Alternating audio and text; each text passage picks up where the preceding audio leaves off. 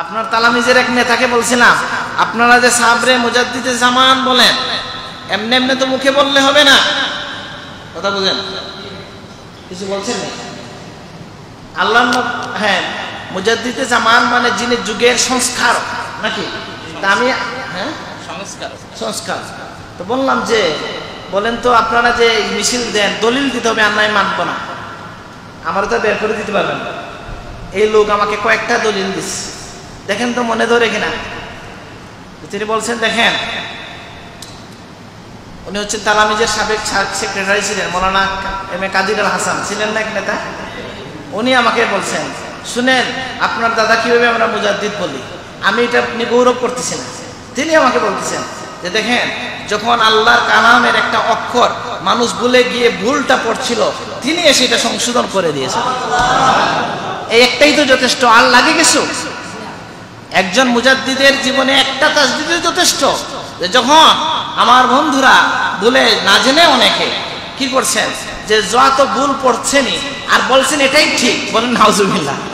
ধরেন একজন যদি বলতে পারে না, সে তো ভুল করল, আর ভুলকে যদি শুদ্ধ বললে সে অপরাধ করল।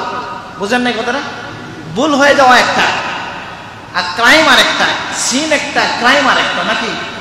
অপরাধ একটা বিষয়। দেখুন, এটা অপরাধ ছিল যে আমাদের মধ্যে অনেকে ভুল করে করে পরে অপরাধে জড়িয়ে পড়লেন, যে আল্লাহর কালামের একটা অক্ষর বিগড়ে। ঠিক সেইভাবে আমাদের পীর মুর্শিদের আরেকটা তাসদিদ হচ্ছে এই, যে আল্লাহর রসুলের ব্যাপারে সঠিক অবস্থান, আলহামদুলিল্লাহ, আকীদার ব্যাপারে সঠিক অবস্থান। আমার কথাটা বোঝা গেছে? যেমন বড় আলেম তিনি নিজে আমাকে বলছেন যে, আমি ওনার পাশে বসে ওয়াজ করছি, বলছি নবী যখন নবুয়ত পাইলেন, সাহেব বলছেন, ও মৌলানা সাহেব কথা শুদ্ধ করেন, বলেন যখন নবীর নবুয়ত প্রকাশ হয়েছে। সুবহানাল্লাহ। এই কথাগুলোর ব্যাপারে আলেমরা গাফিল ছিলেন, যে শব্দ প্রয়োগ নবীর ব্যাপারে কি হবে। আল্লাহ নবী বলে, আল্লাহ নবীকে নেতা বলতে সাহেব বাধা দিছেন কিনা? আর এটা কোরআনে আল্লাহ বলতেছেন, লা তাজআলু দুআ আর-রাসূলে কা দুআ বা'দিকুম বা'দা, একে অপরকে কমনলি যে শব্দে ডাকো, আমার নবীকে সে শব্দ দিয়ে তোমরা ডাকবে না।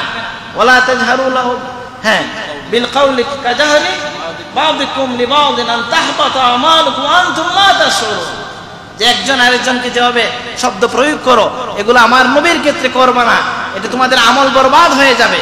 কিন্তু আমাদের দেশে আমার নেতা, তোমার নেতা মুহাম্মদুর রাসূলুল্লাহ বলে মিছিল দেওয়া হইতো এক সময়, পান নাই আপনারা? আবার আল্লাহ নবীর ব্যাপারে অত্যন্ত সঠিক অবস্থান ছিল। একজন নাকি সাপ নিজে বলছেন, আমার সামনে গজল গাইছে, নিজে খুদা মজনু হইয়া দুস্তি করলেন যার সাথে, সাপ বলছেন, এই এটা গাইও না, এটাই তো নবীরে বাড়াইতে গিয়ে আল্লাহরে পাগল বানাইছে। বুঝেন নাই? মজনুন অর্থ কি? সাপ নিষেধ করছেন। আবার আমাদের মধ্যে অনেকে না জেনে, আল্লাহ রাসূল কি বলেছেন, যে আমার আমল তোমাদের কাছে পেশ করা হয়, বলা হয় না, এটা না? আমাদের মধ্যে অনেকে এটা ভুল বুঝ। এটা 1300 বছর আগেও আমি একজনকে বলছিলাম যে আল্লাহ নবী থেকে নিয়ে 1300 বছর পর্যন্ত আপনি কোনো একটা মৌজু হাদিসও দেখাতে পারবেন না যে রাসূলুল্লাহ হাজির নাজির কেউ বলছেন। কিন্তু ইদানিংকালে গত 100, 150, 200 বছর থেকে এই উপমহাদেশে পৃথিবীর আর কোথাও এটা নাই। হাজির নাজির ইয়া রাসূলুল্লাহ বলে নবী সব সময় হাজির আছেন বলে একটা ফিতনা ছড়ানো হয়েছিল কিনা? হয়েছিল। এটার বিরুদ্ধে স্পষ্ট অবস্থান নিয়েছেন আমাদের পীর মুর্শিদ, দিয়েছেন কিনা? এটা বেয়াদবি কথা। কারণ নবী যেখানে থাকবেন, এমনকি তারা অনেক সময় চেয়ার বসিয়ে দিত, চেয়ার রাখতো, আর বলতো নবী এখানে আসবেন। লিফলেট ছাপতো, বলতো নবী সভাপতি আর শেষ সভাপতি। নাউজুবিল্লাহ।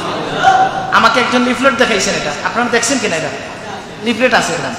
এইগুলার বিরুদ্ধে তিনি কাজ করেছেন, মানে নবীর অবস্থানের ব্যাপারে, ইজ্জতের ব্যাপারে, আজমতের ব্যাপারে, তাওকীরের ব্যাপারে সঠিক অবস্থান। বাইনাল ইফরাত ওয়াত তাফরীত, বাড়াবাড়ি নয়, ছাড়াছাড়ি নয়।